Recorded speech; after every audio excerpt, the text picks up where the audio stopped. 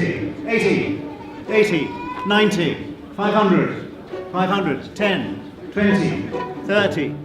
This is where the action is. Allsop, the UK's biggest property auction company. The sale here today is dealing with a list worth around £80 million. Okay, 450 with the baby. Okay, it's okay. Daddy's going to buy you a house. Good. 450, 460.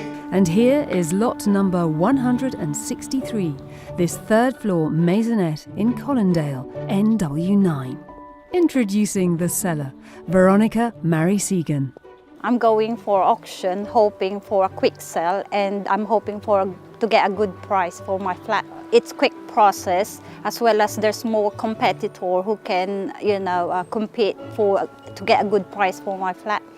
Also in Park Lane today for the Allsop's auction, Tim Saxon, the buyer, and his spending power has a very specific target, lot 17, this three-bedder in South London.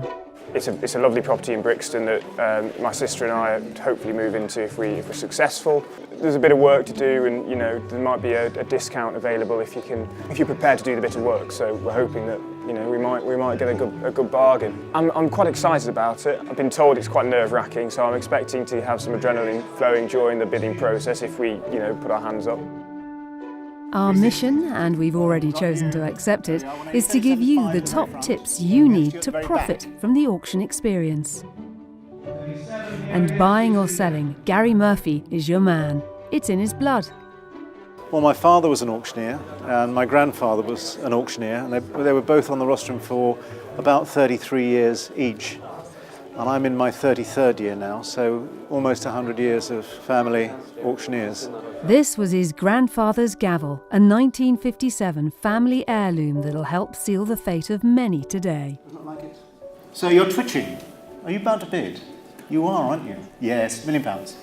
So why go to auction and not an estate agent?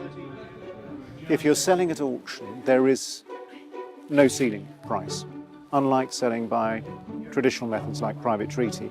At auction, what we have to do is work with our clients to establish a minimum price that they'll accept, which hopefully will be an enticing price for buyers to bid at. So the more interest we can pull to a specific auction lot, the greater the chance that we're going to inflate that price, hopefully way beyond our clients' expectations.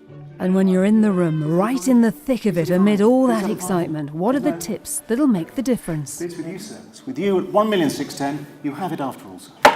Here are 5 things not to forget. Do your homework. Leave no questions unanswered. So go and see the property.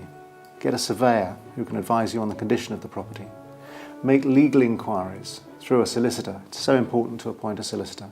And the reason for that, of course, is that on the day, on the fall of the auctioneer's hammer, that's a binding contract.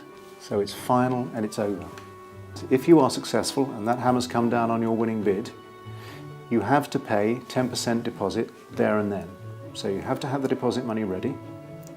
And also, 20 working days later, you'll be expected to complete your purchase and to provide the balance of the purchase money to the vendor's solicitor. So that has to be in place. An auction is a really exciting place, and it's very easy for somebody who has set their heart on a particular property to get really carried away. So before you go into the room, set your limit, and if you can, stick to it, because I and our other auctioneers will be trying to get you to bid more. So when you go to the auction for the first time, be guided by the auctioneer. The auctioneer is the master of ceremonies, and he will dictate the pace of the bidding and the increments of the bids. If he's inviting bids in £5,000 increments, go with him if you can. Yes, I think it is counterproductive to set a very high reserve or reserve that's in excess of where the auctioneer advises you to set it. Because don't forget, auction is all about competition. And if you've got real competition in the auction room, you will get a really good price for that particular property. So, what of our seller? How did Veronica get on against her reserve? I'm very delighted because I get more than what I've expected from my property. I'm very delighted with the auction because there's some more bidders or viewers to come, and that's pushed the price up. It's a bit speedy, and I'll get my money within a month. I don't need to wait for 2 months or 3 months like in a regular open market. One satisfied customer at least. But what about our buyer and that 3-bedder in Brixton? 580 here. 590, 600. 600. 600 here, 610. Yes. You had your hand up. 620, 30.